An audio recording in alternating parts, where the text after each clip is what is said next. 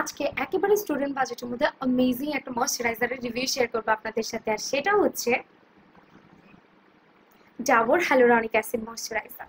এটার অলরেডি একটা written review আমি দিয়েছি, তো কারো যদি ভিডিও দেখতে ভালো না লাগে বা কেউ যদি লেখা পড়তে চান তাহলে অবশ্যই কিন্তু আমার কয়েকদিন আগে দেওয়া রিটেন রিভিউটা দেখে নেবেন। আমি সেটার একটা লিঙ্ক আমার কমেন্ট সেকশনে শেয়ার করে দেবো। রিসেন্টলি এই ময়শ্চারাইজারটা আমার অনেক পছন্দের একটা ময়শ্চারাইজারের তালিকায় যুক্ত হয়েছে। আর আমাকে যারা ফলো করছো তারা রিসেন্টলি খুব বেশি এটার ছবি দেখতে পাচ্ছ, কারণ এটা আমার রেগুলার বেসিসে ইউজ করা হয় অনেক বেশি। অলরেডি মনে হয় আমার অর্ধেক ডিব্বা হয়ে গিয়েছে। এখন কিছু কারণ বলি কেন এই ময়শ্চারাইজারটা আমার পছন্দ, কারণ কারণ ছাড়া অবশ্যই কোনো জিনিস কারো পছন্দ হতে পারে না।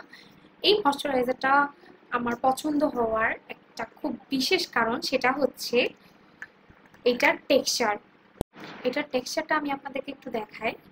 একেবারে জেল টাইপের টেক্সচার, মানে স্কিনে দিলে লাইক একদম পানি পানি ফিল দেয়। যেমন আমি একটু কিপটার মতো নিয়ে নিচ্ছি, একটু কম কম।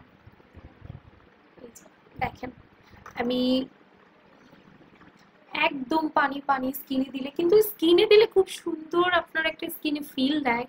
মনে হচ্ছে যে না, স্কিনটা ময়শ্চারাইজ হয়েছে, ইয়েতে এটা কোনো তেল তেলে বা কোনো স্টিকি ফিল দেয় না। এই যে একদম দেওয়ার সাথে সাথে এটা খুব সুন্দর করে অ্যাবজর্ব হয়ে যায়।